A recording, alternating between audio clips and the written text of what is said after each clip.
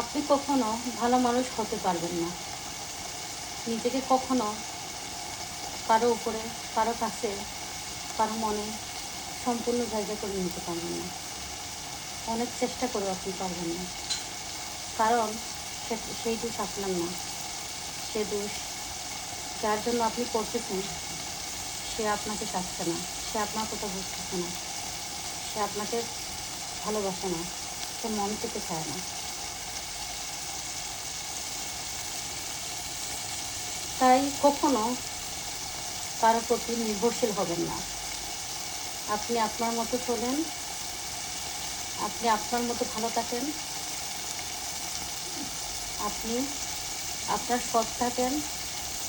আর যদি আপনি কখনো কারোর প্রতি নির্ভরশীল হয়ে যান, কারোর প্রতি ভালো হতে চান, কারোর প্রতি আপনি ভালোবাসা চান, তখনই বুঝতে পারবেন যে আপনার জীবনে একটা কালো ছায়া নেমে এসেছে।